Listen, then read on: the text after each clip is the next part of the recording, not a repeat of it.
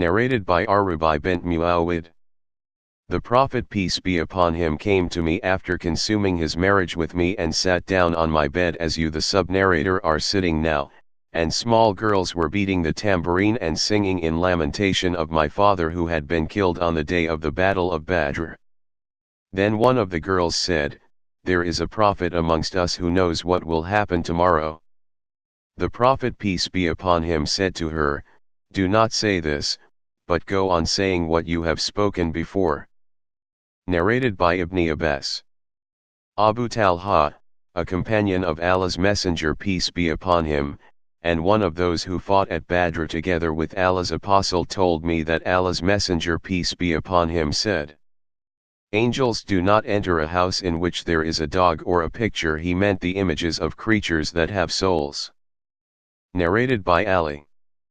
I had a she-camel which I got in my share from the booty of the Battle of Badr, and the Prophet peace be upon him had given me another she-camel from the kumis which Allah had bestowed on him that day.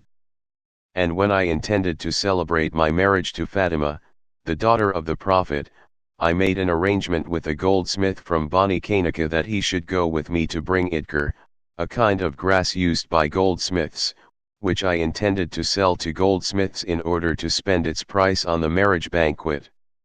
While I was collecting ropes and sacks of pack saddles for my two she-camels which were kneeling down beside an Ansari's dwelling, and after collecting what I needed, I suddenly found that the humps of the two she-camels had been cut off and their flanks had been cut open, and portions of their livers had been taken out.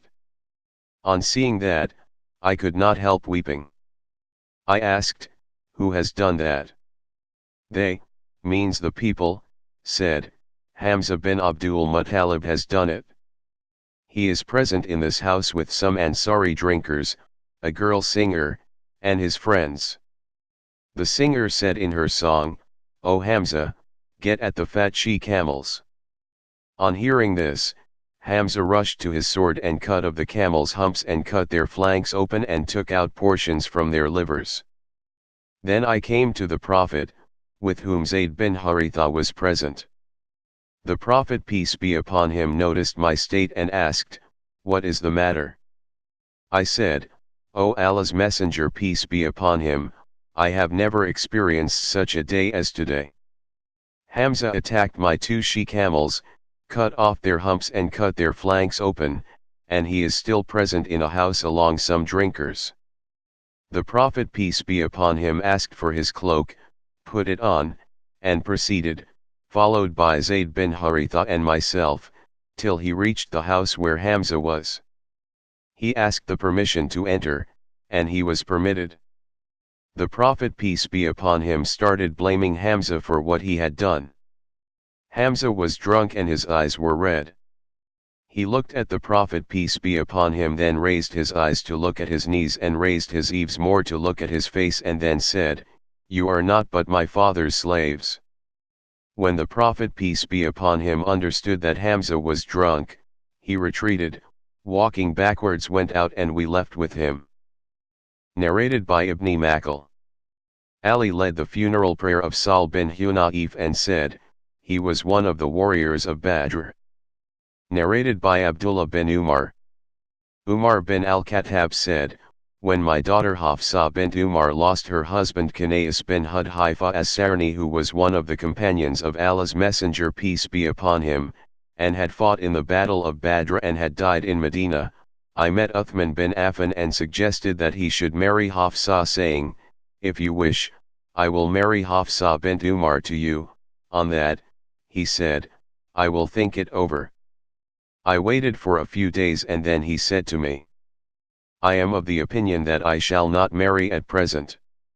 Then I met Abu Bakr and said, 'If you wish, I will marry you, Hafsa bint Umar.' He kept quiet and did not give me any reply, and I became more angry with him than I was with Uthman. Some days later, Allah's Messenger peace be upon him demanded her hand in marriage, and I married her to him. Later on Abu Bakr met me and said, 'Perhaps you were angry with me when you offered me Hafsa for marriage and I gave no reply to you.' I said, 'Yes.' Abu Bakr said, nothing prevented me from accepting your offer except that I learnt that Allah's Messenger peace be upon him had referred to the issue of Hafsa, and I did not want to disclose the secret of Allah's Messenger peace be upon him, but had he, means the Prophet, given her up, I would surely have accepted her.